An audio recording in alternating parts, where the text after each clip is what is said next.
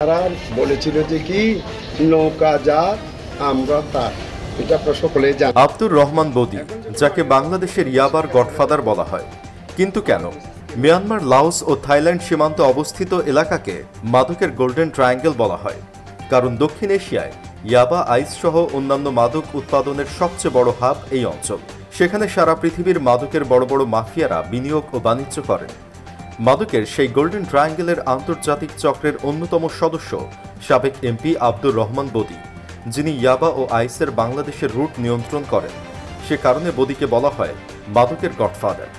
নানা জল্পনা কল্পনার পর মাদকের গডফাদার বদিকে মঙ্গলবার চট্টগ্রামে আত্মগোপনে থাকা অবস্থায় আটক করা হয়। পরে বুধবার বিকেলে কক্সবাজারে আদালতে হাজির করে 10 দিনের রিমান্ড আবেদন করে পুলিশ, কিন্তু রিমান্ড শুনানি না করে আদালত তাকে কারাগারে প্রেরণ করে। বদিকে নিয়ে আসার খবরে আদালত চত্বরে হইচই পড়ে যায়। ক্ষুব্ধ সাধারণ মানুষ তার বিরুদ্ধে নানা আপত্তিকর মন্তব্য করে ক্ষোভ প্রকাশ করেন। পরিস্থিতি নিয়ন্ত্রণে হিমশিম খেতে হয় আইনশৃঙ্খলা বাহিনীকে।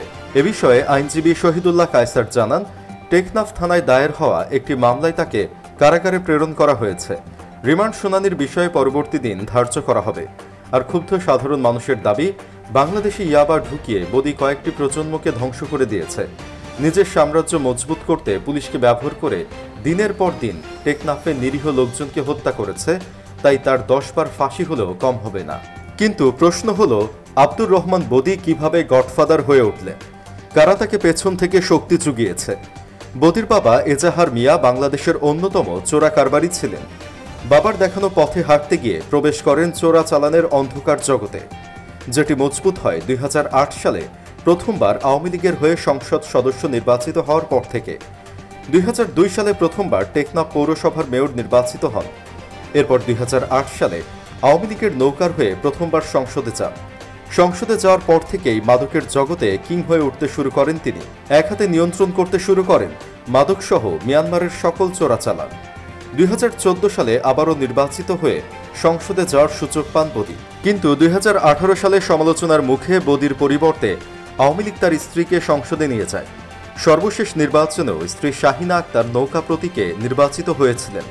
মূলত 2009 সাল থেকে আওয়ামী লীগের ক্ষমতা ব্যবহার করে উখিয়া টেকনাফের একক নায়ক হয়ে ওঠেন বদি। মাদকের পাশাপাশি টেকনাফ স্থলবন্দরেও একচ্ছত্র নিয়ন্ত্রণ ছিল তার হাতে। টেকনাফের প্রাক্তন আলোচিত ওসি প্রদীপ কুমার দাসকে ব্যবহার করে টেকনাফে অসংখ্য নিরীহ মানুষকে ক্রসফায়ারের নামে হত্যা করেছেন বদি। স্বরাষ্ট্র মন্ত্রণালয়ের তালিকার পাশাপাশি বদির বিরুদ্ধে দুদক ও সিআইডির পক্ষ তদন্ত পরবর্তী মামলা হলেও ক্ষমতার প্রভাবে সবসময় থেকেছেন অধরা। মূলত আওয়ামী লীগের সাধারণ সম্পাদক ও সাবেক সেতুমন্ত্রী ওবায়দুল কাদের এবং স্বরাষ্ট্রমন্ত্রী আসাদুজ্জামান খান কামালের ছত্রছায়ায় মাদকের অপ্রতিরোধ্য গডফাদার হয়ে ওঠেন বদি। বদিকে আটকের মধ্য দিয়ে কি মাদক কমবে? বদিকে রিমান্ডে নিয়ে গিয়ে মাদকের নেটওয়ার্কের সবাইকে শনাক্ত করে কঠোর শাস্তির আওতায় আনার দাবি সাধারণ মানুষের।